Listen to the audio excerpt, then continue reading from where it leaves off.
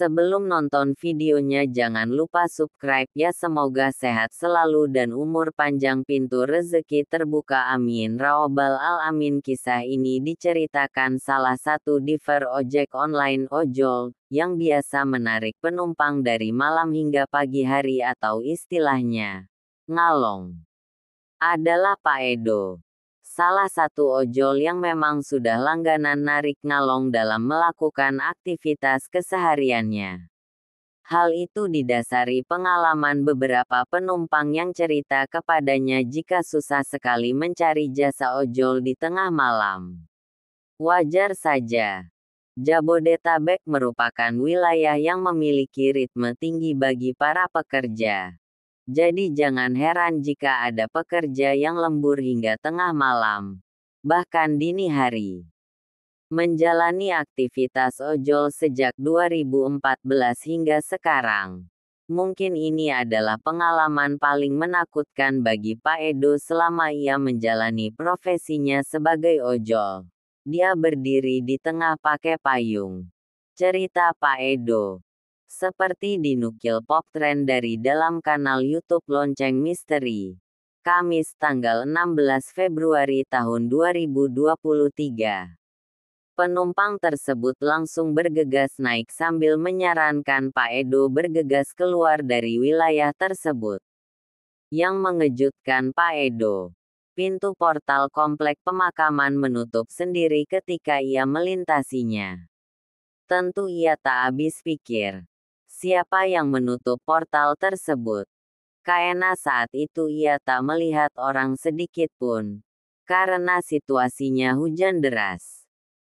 Hujan deras, kalau gerimis masih mending. Tegasnya. Sambil jalan, sang penumpang tak hentinya mengucapkan terima kasih kepada Pak Edo yang mau mengambil ordernya. Saya berterima kasih sekali Bapak udah mau ambil. Sudah 5 kali order saya ditolak dengan berbagai macam alasan. Cerita Pak Edo menirukan pengakuan sang penumpang. Sang penumpang pun bercerita bahwa ia ditinggal di komplek pemakaman tersebut oleh temannya. Karena yakin bisa mendapatkan ojol. Tapi apalah cur. Orderan yang dilakukan sang penumpang tak kunjung diterima oleh ojol. Hingga muncullah Pak Edo yang menerima ordernya. Kemudian dalam perjalanannya menuju tempat tujuan. Ada satu cerita sang penumpang yang diingat Pak Edo adalah kisah sebuah kuburan yang berantakan di lokasi tadi ia mengambil sang penumpang. Diceritakan sang penumpang bahwa peristiwa itu dikarenakan sang mayit belum disempurnakan, dan minta dibukakan tali pocongnya. Setelah sang penumpang rampung bercerita, Pak Edo berpesan kepada sang penumpang agar usai tiba di rumah untuk mandi dan melakukan salat untuk menghilangkan efek negatif di wilayah tadi. Maklum. Wilayah tersebut merupakan pemakaman umum. Nanti sampai rumah Bapak wudhu dan salat.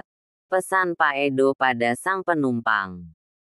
Usai sampai di lokasi, sang penumpang memberikan uang yang berlebih dari nilai ordernya. Tentu saja Pak Edo menerimanya dengan senang hati. Nih Pak, saya gak ada apa-apa. Bapak bisa makan, bisa ngopi, dan bisa bawa buat keluarga. Ucap sang penumpang. Terima kasih ya Pak. Bapak sudah bawa saya. Saya akan melapor ke Gojek besok supaya Bapak dijaga jangan sampai Bapak dipecat oleh Gojek. Tambahnya. Singkat cerita. Usai menerima uang dari penumpang tadi. Keterkejutan Pak Edo ditambah bahwa ia menemukan tali pocong di jok belakang motornya. Cerita dimulai ketika ia mendapatkan order dari seorang penumpang di sekitaran Universitas Pamulang menuju Sudimara, Tangerang. Usut punya usut. Ternyata penumpang tersebut menunggu di komplek pemakaman di dekat Jalan Nangka.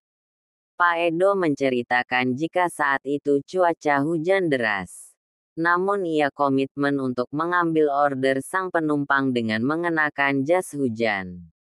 Setiba di lokasi, ternyata penumpang tersebut adalah seorang pria yang sudah menunggunya di tengah jalan pemakaman.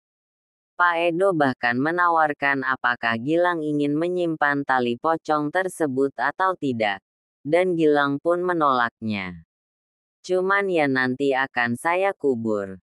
Bukannya kenapa? Karena apa? Ini kembali ke tanah. Karena ini ada yang punya. Mudah-mudahan saya bisa ngaji sedikit. Doa sedikit. Lah, tandasnya. Di akhir cerita, Edo mengungkap bahwa para ojol yang kerap ngalong memang tak sekali dua kali mendapatkan penumpang-penumpang yang unik. Tapi meski begitu, ia pun tak pernah kapok untuk ojol ngalong hingga saat ini. Hanya orang lintas malam itu yang punya banyak cerita, pungkasnya.